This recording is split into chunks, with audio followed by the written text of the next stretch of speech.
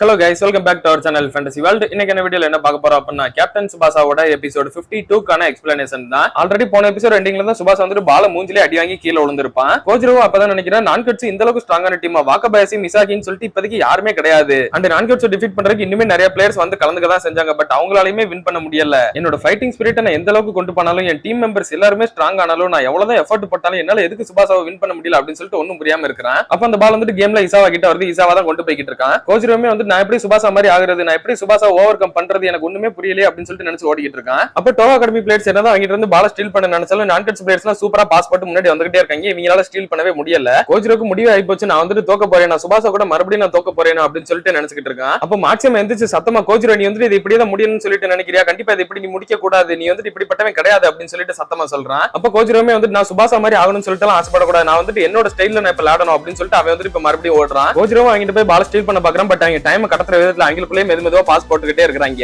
நம்ம கேப்டன் இவ்வளவு கஷ்டப்படுறாரு அப்படின்றத டோவா அகாடமி பிளேயர்ஸ் எல்லாரும் பார்த்துட்டு அவங்களும் மோட்டிவேஷன் ஆகி முன்னாடி ஓடி வந்துடுறாங்க. சோரி மேட்ச் வந்து இவாமி கிட்ட இருந்து பால கரெக்டா ஸ்டீல் பண்ணிடுறான். கோஜ்ரோ கிட்ட இப்ப பால் வந்துருது. இப்ப டோவா அகாடமி அட்டாக் பண்ண போறாங்க. கேம்ல இன்னும் 3 நிமிஷம் தான் டைம் இருக்குது. கோஜ்ரோ நிறைய டிஃபெண்டர்ஸ் வரத பார்த்துட்டு ஃபர்ஸ்ட் சோரி மேட்சை யூஸ் பண்ணி அவங்க கிட்ட இருந்து பாஸ் கொடுத்து திரும்ப முன்னாடி வந்துடுறான். அதுக்கடுத்து டாகசி அதே மாதிரி யூஸ் பண்ணி மறுபடியும் முன்னாடி வந்துடுறான். முன்னாடி வந்ததுக்கு அப்புறமா அவன் வந்து டைகர் ஷாட்டுக்கு வழக்கம் போல எய்ம் பண்றான். அன்யா ரிஷிசாக்கி வந்து என்ன ஆனாலும் விடக்கூடாது அப்படின்னு சொல்லிட்டு 3 பேர் நல்ல சவர் மாதிரி அணை கட்டி நிற்கிறாங்க. என்னோட வழியில எந்த சவர் வந்தாலும் நான் வந்து கண்டிப்பா எல்லாருக்காகவும் இதை பிரேக் பண்ணியே தீருவேன் அப்படின்னு சொல்லிட்டு கோஜ்ரோ வந்து இருந்தாலும் பரவாயில்லன்னு கிக் பண்ண வந்துடுறான். அப்ப டாகசி வந்து இல்ல கேப்டன் வேணாம் அப்படின்னு சொல்லிட்டு அவன் வந்து ஸ்லைட் அடிச்சு முன்னாடி வந்துகிட்டு இருக்கான். இதை பார்த்துட்டு கோஜ்ரோ வந்து பால லைட்டா ஏர்ல தூக்கிடுறான். டாகசி இவன் பக்கத்துல வந்தோடனே டாகசியோட கால்ல மிதிச்சு இவன் வந்து ஜம்ப் பண்ணி அவங்க 3 பேரையும் கிராஸ் பண்றான். அப்படி ஜம்ப் பண்ணி லேண்ட் ஆன மறு செகண்டே இன்னொரு ஜம்ப் கொடுத்து அப்படியே ஓவர் ஹெட் கிக்கு எய்ம் பண்றான். இதுதான் என்னோட ஓவர் ஹெட் டைகர் ஷாட் அப்படின்னு சொல்லிட்டு பயங்கரமா ஒரு ஓவர் ஹெட் கிக்க கொடுக்குறான். அந்த பால் வந்து வேகத்துக்கு மோரிசாக்கி அந்த பாலோட சேர்ந்து பறந்துகிட்டு போறான். சுபாசா பறந்து போயிட்டு மோரிசாக்கி கேட்ச் பண்றான். பட் இருந்தாலும் இவங்க 2 பேராலுமே அந்த ஃபோர்ஸ் வந்து தாங்கவே முடியல. 2 பேருமே நெட்டோட உள்ள போய் படுத்துறாங்க. கோலுமே வந்து விழுகுது. டோவா அகாடமி இப்ப இந்த கேமை ஈக்குவல் பண்ணிடுறாங்க. இன்னும் கேம்ல வேற 1 நிமிஷம் தான் இருக்குதா, அதனால டோவா அகாடமி பிளேயர்ஸ் எல்லாம் ரொம்பவே எக்ஸைட்டிங் ஆயிடுறாங்க. அப்போ கோஜ்ரோ ஒரு விஷயத்தை நினைக்கிறான், நான் வந்து இப்பதான் புரிஞ்சுக்கிட்டேன் சுபாசா வந்து எதுக்காக உடம்பே இந்த அளவுக்கு வருத்திக்கிட்டு விளையாடுறான்னு சொல்லிட்டு. ஏன்னா ஃபுட்பால்ன்றது ரொம்பவே ஃபன்னா தான் இருக்கு அப்படின்னு சொல்லிட்டு நினைக்கிறான். இப்ப 2 டீமே 4-4 சொல்லிட்டு ஸ்கோர் இருக்காங்க. லாஸ்ட் 1 நிமிஷம் தான் இருக்குது. சுபாசா வந்து இப்பவுமே கோல் போஸ்ட் பக்கத்துல தான் நிக்கிறான். நான்கட்ஸ் டீம் தான் கிக் ஆஃப் பண்ண போறாங்க. அவங்க கிக் ஆஃப் பண்ணி கொண்டு வந்துகிட்டு இருந்த மறு செகண்டே சோரி மேட்ச் வந்து பால் கிட்ட இருந்து ஸ்டீல் பண்ணிடுறான். அந்த பாலுமே இப்ப கோஜ்ரோ கிட்ட வந்துருது. கண்டிப்பா 1 நிமிஷம் கம்மியா இருந்தாலும் வின் பண்ணியே தீரணும் அப்படின்னு சொல்லிட்டு தான் கோஜ்ரோ வந்துகிட்டு இருக்கான். நான்கட்ஸ் டிஃபென்ஸ் வந்து கோஜ்ரோ முன்னாடி போக விட மாட்டேங்கிறாங்க. ஒரு 30 செகண்ட் தான் டைம் இருக்குது. இதுக்கப்புறம் டிஃபென்ஸ் பண்ணி எந்த அவசியமும் இல்ல, எல்லாருமே அஃபென்ஸ்க்கு போங்கடா அப்படின்னு சொல்லிட்டு வாக்கசி முசி எல்லாரையும் அனுப்பி விட்டுறா முன்னாடி. கோஜ்ரோவும் 3 டிஃபென்ஸ் தாண்டி முன்னாடி வரான். அதுக்கடுத்து இன்னொரு 3 டிஃபென்ஸ் வராங்க. நம்ம டீம்ல எல்லாருமே அவங்களோட பெஸ்ட்டை கொடுத்துட்டு இருக்காங்க. நானுமே கண்டிப்பா என்னோட பெஸ்ட்டை கொடுக்கணும் அப்படின்னு சொல்லிட்டு சுபாசா கோல் போஸ்ட்ல இருந்து கொஞ்சம் முன்னாடி வந்து நிக்கிறான். கண்டிப்பா எனக்கான சான்ஸ் கிடைக்கும் அப்படின்னு சொல்லிட்டு கோஜ்ரோ வெயிட் பண்ணிக்கிட்டே இருக்கான். கரெக்டா ஒரு சின்ன கேப் கிடைச்சனே அதுல உள்ள புந்து ஓடி வந்துடுறான். இந்த கோலை கண்டிப்பா நான் அடிச்சே தீருவேன், இதுதான் வந்து என்னோட ஃபைனல் டைகர் ஷாட் அப்படின்னு சொல்லிட்டு அவன் வந்து அவனோட டைகர் ஷாட்டை கிக் பண்ணிடுறான். சுபாசாவும் ஆப்போசிட்லயே அந்த பால் நோக்கி தான் பறந்து வந்துகிட்டு இருக்கான். கரெக்டா அந்த பால் வந்து இவன் மேல பட்டு கொஞ்சம் விசாயி அந்த கோல் போஸ்ட்ல அடிச்சு வெளியே போயிடுது. சுபாசாவோட முடியல பட்டுதான் இந்த பால் வந்து டைரக்ஷன் சேஞ்ச் ஆயிருக்கு அப்படின்னு சொல்லிட்டு காட்டகிரி புரிஞ்சுக்கிறாரு. சரி எல்லாம் பால் கிளியர் ஆயிடுச்சு அப்படின்னு சொல்லிட்டு பார்த்தா ஆனா ஒருத்தன் கிவ் அப் பண்ணவே மாட்டான் தெரியுமா, அவன் தான். சுபாசா வந்து எப்பயுமே கிவ் அப் பண்ற ஆளே கிடையாது. மறுபடியும் பால் நோக்கி ஓடிக்கிட்டு இருக்கான். அரவர கான்சியஸோட எந்த ஒரு நம்பிக்கையுமே இல்லாத டைம்ல சுபாசா செம்மையா ஓடி வந்து அவனோட டிரைவ் ஷாட்டுக்கு எய்ம் பண்றான். அவன் பொசிஷன் எடுத்ததுக்கு அப்புறமா அவனால சரியா நிக்க கூட முடியல. இருந்தாலும் மூச்சை வாங்கிக்கிட்டு எப்படியாவது கிக் பண்ணியே தீரணும் அப்படின்னு சொல்லிட்டு கிக் பண்ண வரும்போது கோஜ்ரோவும் காலை உள்ள வச்சிடறான். இவங்க 2 பேர்கிட்ட பால் இருக்கும்போதே வந்து டைம் கம்ப்ளீட் ஆயிருது. அதுக்கப்புறமா பால் வந்து இவங்க எத்தனை நேரம் வானத்தை நோக்கி பறந்துருது. நான் நினைச்ச மாதிரியே தான் நீ வந்து இருக்கிற சுபாசா, என்னதான் ஆனாலும் உடம்பே எவ்வளவு கஷ்டப்பட்டுக்கிட்டு இருந்தாலும் நீ வந்து கிவ் அப் பண்ணாம லாஸ்ட் மொமெண்ட் வரை வின் பண்ணணும்னு சொல்லிட்டு நினைப்பேன்னு சொல்லிட்டு எனக்கு தெரியும் அப்படின்னு கோஜ்ரோ நினைக்கிறான். இன்னொரு பக்கம் சுபாசாவுமே நினைக்கிறான், கோஜ்ரோ நீ வந்து என்னோட டிரைவ் ஷாட்டை கடைசியில தடுத்துட்ட, நீ வந்துட்டு உண்மையிலேயே ஒரு பயங்கரமான டைகர் தான் அப்படின்னு சொல்லிட்டு நினைக்கிறான். இப்ப ரெஃபரியுமே வந்துட்டு விசில் பண்ணிடுறாரு. 2 சைடு ஆடியன்ஸ்க்கு ஒண்ணுமே புரியல, ரொம்பவே அமைதியா நின்னுகிட்டு இருக்காங்க. கமெண்ட்ரிலயுமே சொல்றாங்க இந்த எக்ஸ்ட்ரா டைம்லயுமே எந்த டீம் வின் பண்ணாத காரணத்தினால 2 டீமே வின்னர்ஸ் அப்படின்னு அறிவிக்கப்படுறாங்க அப்படின்ட்டு. என்னதான் டையானாலும் நான்கட்ஸ் டீம் தொடர்ந்து 3rd டைம் வின் பண்ண மாதிரி தான் கணக்கு அப்படின்னு சொல்லிட்டு அவங்களோட ஆடியன்ஸ் எல்லாம் ரொம்ப சந்தோஷப்படுறாங்க. அதே மாதிரி டோகா ஆடியன்ஸ்மே வந்து நாங்களுமே ஃபர்ஸ்ட் டைம் வின் பண்ணிட்டோம் அப்படின்னு சொல்லிட்டு சந்தோஷப்படுறாங்க. சுபாசாக்கு அதுக்கு மேல நிக்கவே முடியல, இது முடிஞ்சிருச்சு அப்படின்னு சொல்லிட்டு அவன் விழுக போறான். நேரா கோஜ்ரோ வந்து கரெக்டா அவனை பிடிச்சிடுறான். இப்பெல்லாம் இருந்தா எப்படி சுபாசா எந்திரிச்சு சீக்கிரமா பிரேசிலுக்கு கிளம்புற வழியை பாரு, என் கண்ணு முன்னாடி இப்படி சுத்திக்கிட்டு இருந்தா அப்படின்னா உன்னை மட்டும் தான் எனிமியாவே பாப்பேன் போல. அண்ட் இன்னைக்கு விளையாண்ட கேம்ல கிளியராவே நான் நிறைய விஷயத்தை கத்துக்கிட்டேன். ஃபுட்பால் எந்த அளவுக்கு ஃபன் ஆனதுன்றத கூட கத்துக்கிட்டேன். இதுக்கப்புறம் நான் வந்து உன்னை பீட் பண்ணணும், உன்னை கேட்ச் அப் பண்ணணும் அப்படின்னு சொல்லிட்டு மட்டும் நினைக்க போறது இல்ல, நானுமே உடைய மாதிரி பெரிய ட்ரீமா தான் வைக்க போறேன் அப்படின்னு சொல்லிட்டு கோஜ்ரோ சொல்றான். அப்படியே கோஜ்ரோ வந்து அவனோட ஜெர்சியை கலட்டி சுபாசா கிட்ட கொடுக்குறான். சுபாசாவும் அதே மாதிரி அவனோட ஜெர்சியை கலட்டி கோஜ்ரோ கிட்ட கொடுக்குறான். இவங்க 2 பேருமே வந்து ஒருத்தரை ரெஸ்பெக்ட் பண்ற விதத்துல இந்த மாதிரி ஜெர்சியை மாத்திக்கிறாங்க. ஃபைனலி இப்ப இந்த டோர்னமெண்டோட எண்டிங் செரிமோனில வச்சு 2 டீமுக்குமே வந்துட்டு அந்த பிளாக கொடுக்குறாங்க.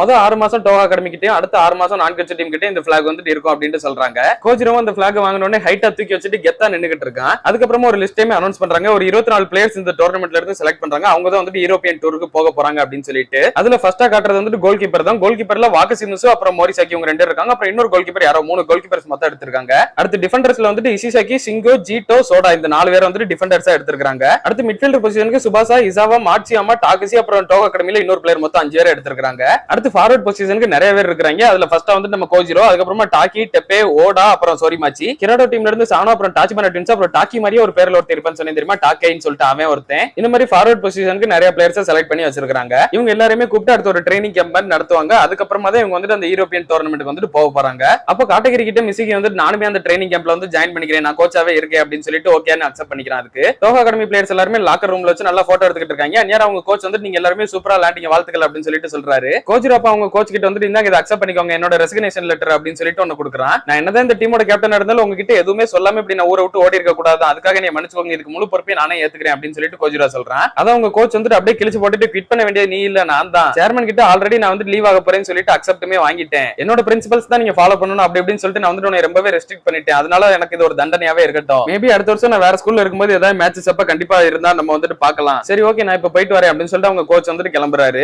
எல்லாருமே லைனா வந்து நின்னு கோச்சை வழி அனுப்பி வாங்க அப்படின்னு சொல்லிட்டு கோச்சரா சொல்றான். அதே மாதிரி எல்லாருமே வந்து தேங்க்யூ கோச் அப்படின்னு சொல்றாங்க. நான் வந்துட்டு டிசிப்ளினான நல்ல பசங்களை தான் வளர்த்திருக்கேன் அப்படின்னு சொல்லிட்டு ஒரு பெருமையோட அவங்க கோச்சுமே கண் கலங்கிட்டு அங்க இருந்து கிளம்புறாரு. இப்ப நான்கு டீமோட லாக்கர் ரூம் காட்டுறாங்க. பாஸ்தா வந்துட்டு சுபாசாக்கு ஐஸ் பேக் எல்லாம் வச்சுக்கிட்டு இருக்கா. அப்போ டாக்கி, டெப்பே, இசாவா, இசிசாக்கி எல்லாருமே வந்து சுபாசா உனக்கு ரொம்பவே தேங்க்யூ, நம்ம ஆசைப்பட்டதை ஃபைனலி நிறைவேற்றிட்டோம், 3 வருஷமா நம்ம வந்துட்டு தோக்காத ஒரு டீமாவே இருந்துட்டோம், நீ மட்டும் பிரேசிலுக்கு போயிருந்த அப்படின்னா இது வந்துட்டு கண்டிப்பா நடந்திருக்காது, அப்படிலாம் கிடையாது, நான் மட்டுமே இதை பண்ணல, நம்ம எல்லாருமே சேர்ந்து தான் இதை பண்ணோம் அப்படின்னு சொல்லிட்டு சுபாசா சொல்றான். ஆமா நம்ம வந்துட்டு தேர்ட் சாம்பியன்ஷிப் வின் பண்ணிட்டோம் அப்படின்னு சொல்லிட்டு நான்கு பிளேயர்ஸ் எல்லாருமே ரொம்ப ஹாப்பியா எக்ஸைட்டிங்ல இருக்காங்க. அப்போ காட்டகிரியுமே ஸ்டேடியம்ல நின்னு நினைச்சிட்டு இருக்காரு. இதுக்கப்புறம் இங்க வந்துட்டு ஒரு புது எரா பிறக்க போகுது, புது பிளேயர்ஸ் எல்லாருமே வளர போறாங்க, இதுவரை இங்க தனித்தனியா விளையாண்டுகிட்டு இருந்தவங்க வேர்ல்டு ஸ்டேஜுக்கு போய் ஒருத்தர் ஹெல்ப் பண்ணி விளையாட போறாங்க அப்படின்னு சொல்லிட்டு காட்டகிரியை நினைச்சிட்டு இருக்காரு. இப்படியே கொஞ்ச நாள் போகுது. அதுக்கப்புறமா அந்த ட்ரைனிங் கேம்ப்மே வந்துட்டு ஸ்டார்ட் ஆகுது. கோஜிரோட தலைமையில எல்லா பிளேயர்ஸுமே வந்துட்டு பிராக்டிஸ் பண்ணிக்கிட்டு இருக்காங்க. சுபாசாக்கு வந்துட்டு இன்னுமே அவனோட இன்ஜுரி சரியாகல, அதனால அவன் வந்துட்டு இந்த ட்ரைனிங் கேம்புக்கு இப்போதைக்கு வரல. அவனோட இன்ஜுரிஸ் எல்லாம் சரியானதுக்கு அப்புறமா ட்ரைனிங் கேம்ப்ல கலந்துக்கிட்டு அதுக்கப்புறமா மேட்சுக்கு கண்டிப்பா வந்துருவான். அதுக்கப்புறமா எல்லாருமே வந்துட்டு புது ஜெர்சியா கொடுக்குறாங்க. ஆனா யாருமே வந்துட்டு நம்பர் 10 போடவே இல்லை, ஏன்டா நம்பர் 10 யாரும் எடுக்கல அப்படின்னு சொல்லிட்டு மிஸ்ஸி கேக்குறான். இது என்ன கேள்வி, இதை நாங்க கண்டிப்பா அவனுக்காக தான் எடுத்து வச்சிருக்கோம் அப்படின்னு சொல்லிட்டு கோஜிரோ, மாட்சியாமா சொல்றாங்க. அப்படினாலுமே இன்னொரு ஜெர்சி மிஸ் ஆகுது அப்படின்னு சொல்லிட்டு மிஸ்ஸி கேக்குறான். அது வந்துட்டு என்னோட பர்மிஷனோட காட்டகிரி வந்துட்டு ஒரு இடத்துக்கு ஒருத்தர் கிட்ட கொடுக்கறதுக்காக எடுத்துட்டு போயிருக்காரு அப்படின்னு சொல்லிட்டு மீகாமி சொல்றாரு. மிசுகிக்கு இதை கேட்டோன்னே ரொம்ப சந்தோஷம். இன்னொரு பக்கம் பிரான்ஸை காட்டுறாங்க. பிரான்ஸ்ல மிசாகியை காட்டுறாங்க. அவன் ஸ்டெப்ஸ்ல பால் வச்சுட்டு லேண்ட் போய்கிட்டு இருக்கப்ப என்னப்பா தம்பி இப்படி போய்கிட்டு இருக்காரு, ரொம்ப ஆபத்தானது அப்படின்னு சொல்லிட்டு சொல்றாரு. அதெல்லாம் இல்ல, பால் வந்துட்டு என்னோட ஃப்ரெண்ட் தான் அப்படின்னு சொல்லிட்டு மிசாகி சொல்றான். அந்த ஸ்டெப்ஸ் கீழே தான் காட்டகிரி வந்துட்டு வெயிட் பண்ணிக்கிட்டு இருக்காரு. நான்கிட்ஸோட கோல்டன் டியோ இல்லாம ஜப்பான் டீமா அப்படின்னு சொல்லிட்டு அவர் நினைக்கிறாரு. சோ 11 நம்பர் ஜெர்சி வந்துட்டு மிசாகிக்கு தான் இப்ப எடுத்துட்டு வந்திருக்காரு அவரு.